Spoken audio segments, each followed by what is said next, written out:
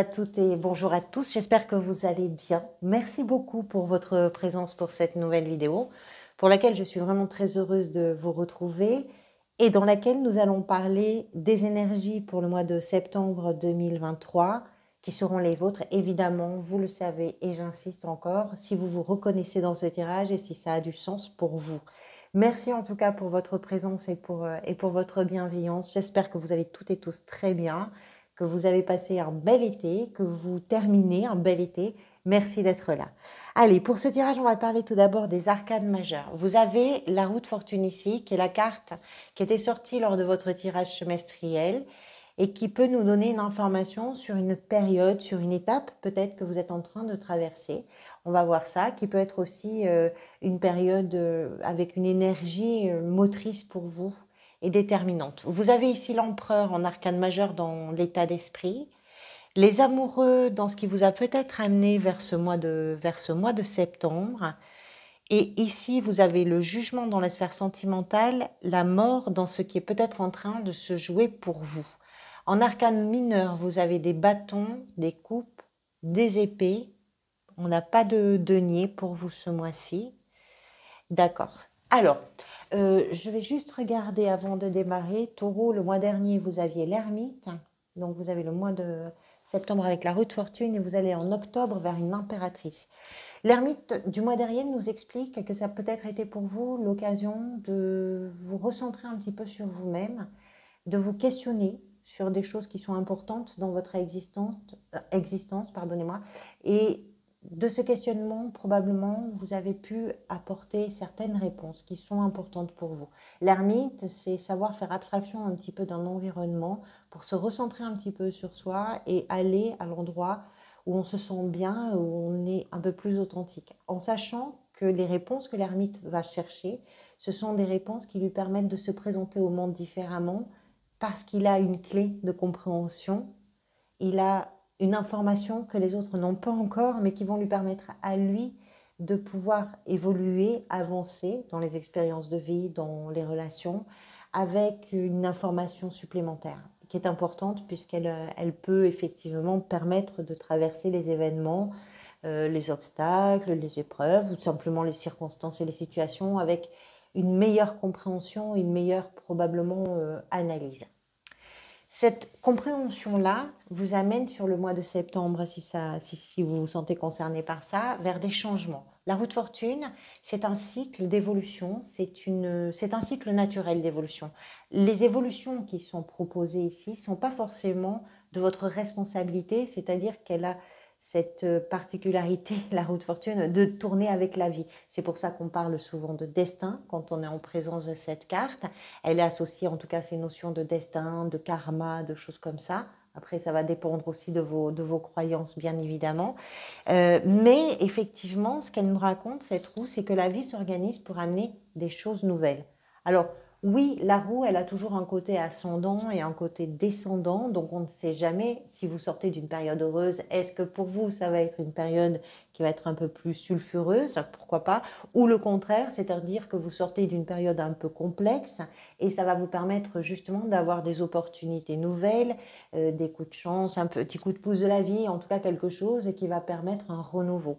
C'est plutôt cette tendance-là. Quand je regarde votre jeu en plus, je dirais que c'est plutôt cette tendance-là, c'est-à-dire que le cycle d'évolution a atteint finalement une période où il fallait faire un peu pas de ménage, mais vous comprenez l'idée, et ça va vous permettre, vous, d'entrer dans une nouvelle période, un nouveau cycle, tout simplement, avec de bonnes choses peut-être qui vont se présenter à vous et que vous n'attendez pas forcément parce que la roue de fortune, on ne maîtrise pas. Votre état d'esprit, à vous, il est représenté ici par l'empereur et le valet de bâton. Alors, autant avec l'empereur, on a beaucoup de rigueur, on a une sorte d'austérité, d'autorité également, hein, qui nous laisse comprendre que vous êtes peut-être focalisé sur certains objectifs, que vous êtes absolument concentré, motivé, sérieux ou sérieuse dans les choix, les décisions que vous prenez, les actions que vous posez, les engagements dans lesquels vous allez. Ça nous donne une idée comme ça d'austérité, alors que ce valet de bâton, c'est une carte véritablement d'enthousiasme, d'ouverture, de possibilités, d'action. Alors d'action qui n'est pas encore là, parce que avec les valets, on n'est pas encore dans l'action des cavaliers, mais ce valet-là, il a quelque chose d'un peu trépidant et d'un peu fougueux, comme tous les bâtons, puisque les bâtons sont associés à la passion, à l'enthousiasme, à l'énergie vitale, à tout ce qui est le sel, le piment, voilà. Alors, ça nous explique quoi? Ben, peut-être que votre état d'esprit est particulièrement focalisé justement sur de nouvelles opportunités, sur des choses qui vont être un peu plus enthousiasmantes pour vous, sur des choses qui vont avoir des perspectives, qui vont vraiment vous permettre à vous de vous y retrouver, d'autant plus si le mois d'août a été l'occasion d'apporter de vraies réponses à des questions peut-être existentielles pour vous. Donc, dans les changements, beaucoup de concentration, de motivation, et je dirais d'envie également de construire quelque chose d'un peu différent et d'un peu nouveau. Ça peut être d'une façon générale, ça peut être simplement dans votre gestion du quotidien de faire en sorte que les choses soient un peu différentes. Ça peut être dans une relation en particulier ou dans vos relations en général, familiales, amicales, amoureuses, peu importe. À vous de voir comment ça peut résonner au mieux pour vous. Mais effectivement, c'est sérieux, mais ça appelle un souffle nouveau et quelque chose d'un peu qui a la pêche, qui a le jus, hein, si je peux m'exprimer ainsi. Ce qui vous a peut-être amené vers ça, c'est représenté ici par la carte des amoureux. Les amoureux nous expliquent que vous avez peut-être eu pas mal d'hésitations, c'est-à-dire qu'est-ce que je fais? Avant que les changements n'arrivent, vous étiez sur un cycle où les hésitations provenaient du fait, si ça vous parle, hein, provenaient du fait que probablement vous ne saviez pas si vous deviez aller en fonction de vos envies, de vos désirs à vous, ou ce que vous deviez faire, hein, dire, penser ou agir était en fonction d'un environnement, d'une relation, voilà. Et tout ça, ça vous a amené à avoir de grandes hésitations parce que si vous vous étiez écouté directement, bah, peut-être que les hésitations n'auraient pas été là. Et finalement, quand on s'écoute pas vraiment, quand on n'arrive pas, parce qu'on est pris, hein, c'est pas vous en particulier, mais quand on est pris dans des relations ou dans des situations dans lesquelles on a l'impression qu'il faut absolument composer avec l'extérieur, eh bien, ça fait hésiter et du coup, on va pas à l'endroit où on a envie d'aller. Et je pense que pour vous, c'est assez... On va y revenir, hein. Vous avez la 9 de coupe ici, la 10 de coupe ici. Ce sont des cartes qui nous parlent de vos envies et de vos désirs. Et ce sont des désirs très forts. Vos envies, elles sont très fortes aussi.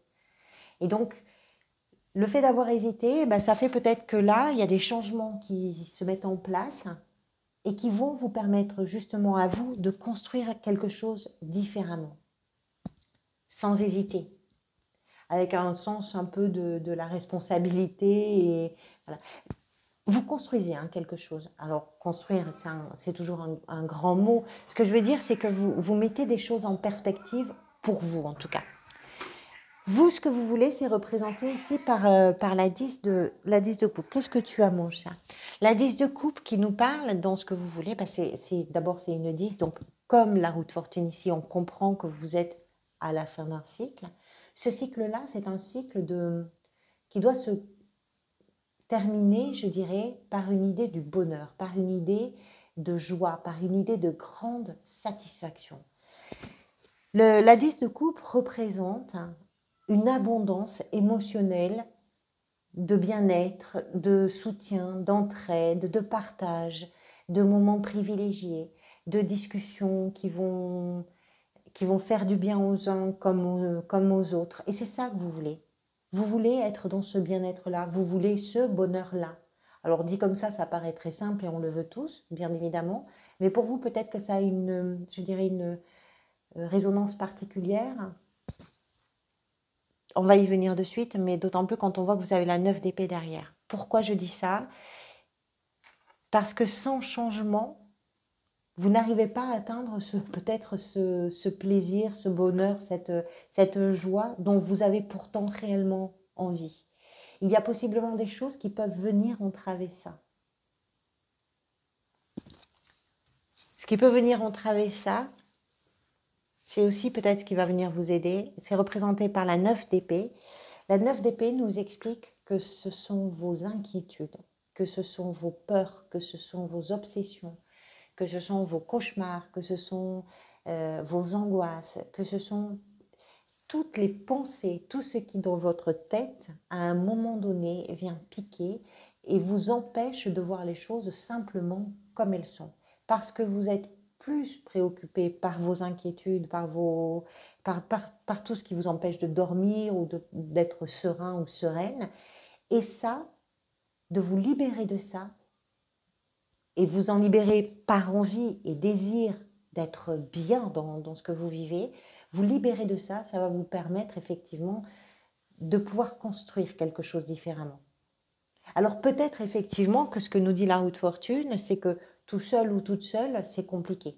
Mais que si la vie amène des opportunités, des situations, des circonstances nouvelles, ça va peut-être à vous permettre et vous aider à faire un déblocage. La roue de fortune, c'est aussi ça. Ça débloque des situations. C'est une carte de déblocage de situations. Il y a une nécessité de changement. C'est peut-être ça qui est à changer.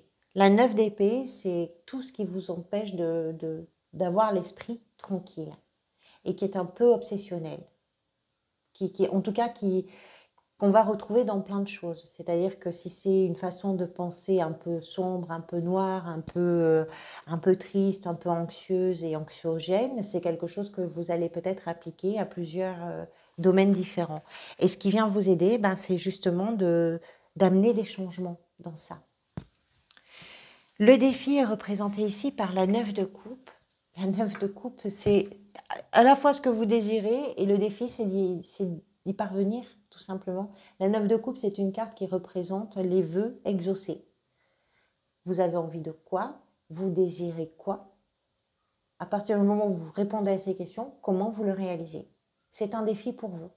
C'est un défi d'arriver à dépasser tout ce qui vous fait penser de façon un peu sombre, tout ce qui vous ronge un peu le cerveau et qui vous empêche peut-être d'être dans l'instant présent, serein ou sereine, c'est de dépasser tout ça et d'arriver à réaliser ce que vous avez envie de vivre.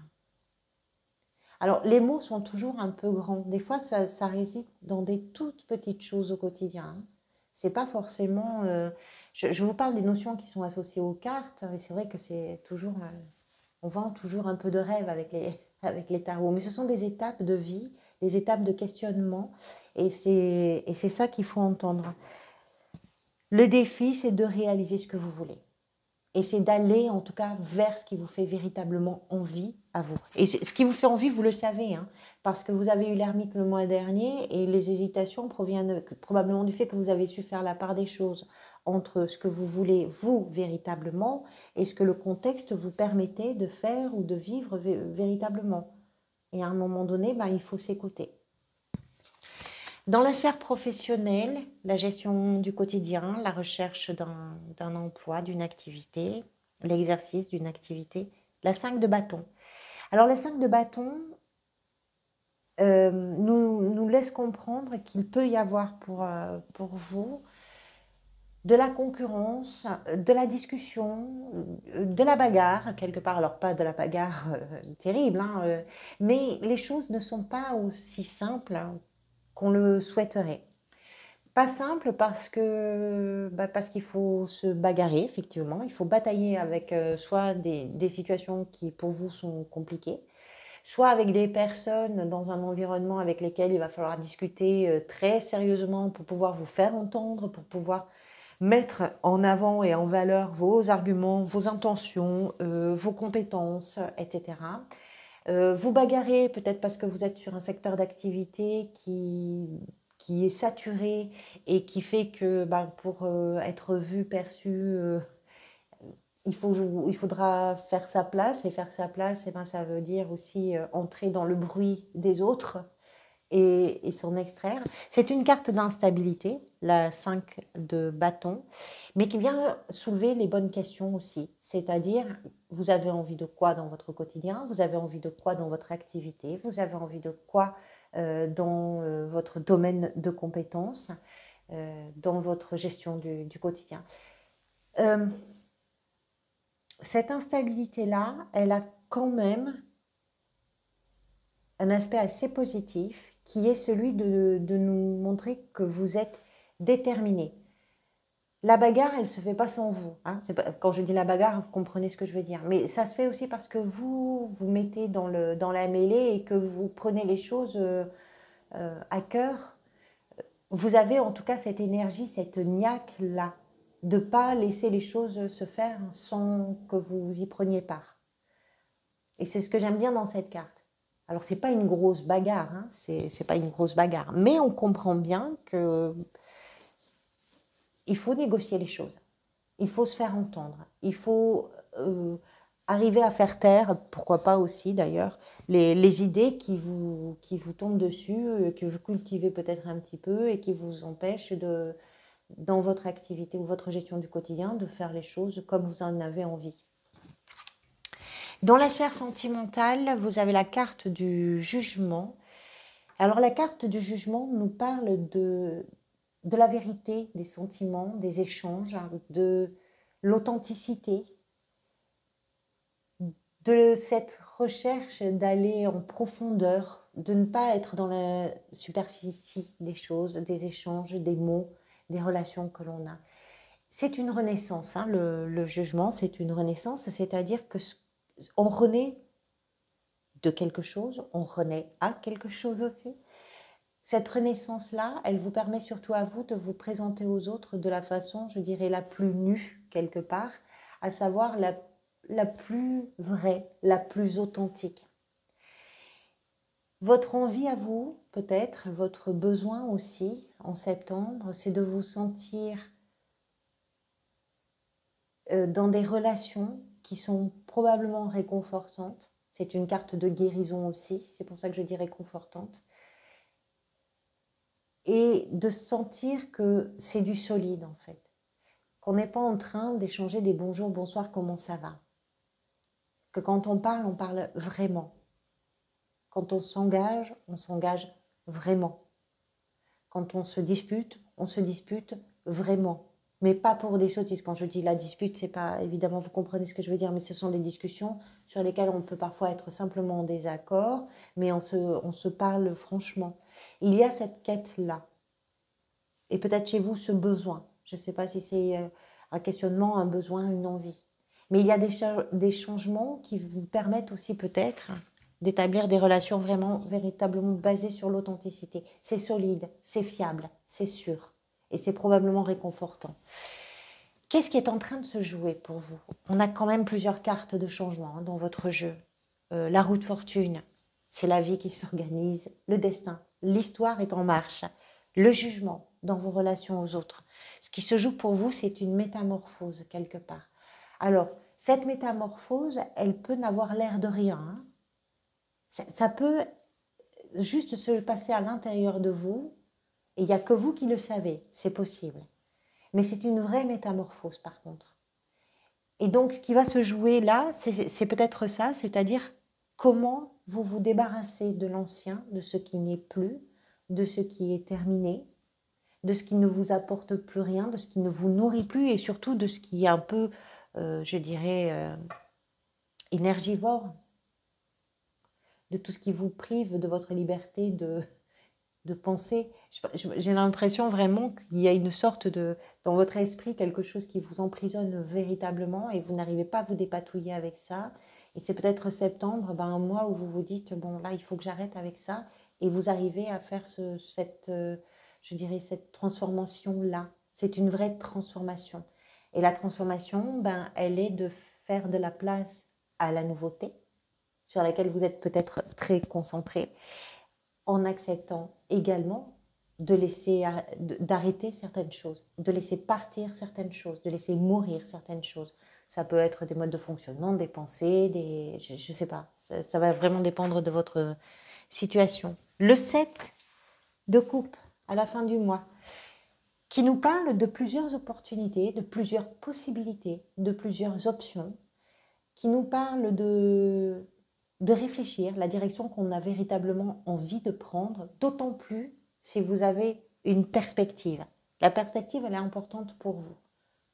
peu importe laquelle, qu'elle soit professionnelle, sentimentale, relationnelle, familiale, peu importe. La perspective est importante et elle peut amener, cette perspective, des points de vue peut-être que vous n'avez pas forcément envisagés et il va falloir prendre le temps de réfléchir un petit peu à ce que vous désirez véritablement. Particulièrement si vous avez un lien fort avec votre histoire, votre passé, les temps qui ont précédé ce mois de septembre, en vous accrochant, je dirais presque intellectuellement ou psychologiquement à certaines choses, à certaines façons de faire. Et puisque vous êtes sur une période de transformation, ça peut amener des opportunités, la vie peut amener des opportunités et vous-même pouvez laisser un espace aux opportunités différentes ou aux options différentes. Donc il y a peut-être quelque chose à réfléchir, d'autant plus si vous allez vers une perspective nouvelle pour vous. Et le mois d'octobre vous attend avec une très belle impératrice. Là, pour le coup, on est vraiment dans la création de quelque chose de nouveau. On verra ça à ce moment-là. Merci pour votre présence et votre bienveillance. Merci beaucoup. Merci d'être là aussi nombreux. Je suis à chaque fois très surprise de voir le nombre d'abonnés. Alors pour certains, c'est une toute petite chaîne. Pour moi, c'est fabuleux qu'on soit plus de 5000 ici. Merci pour tout ça. Je vous retrouve bientôt. En attendant de vous retrouver, surtout prenez soin de vous. Profitez de chaque instant. Je vous dis à très bientôt.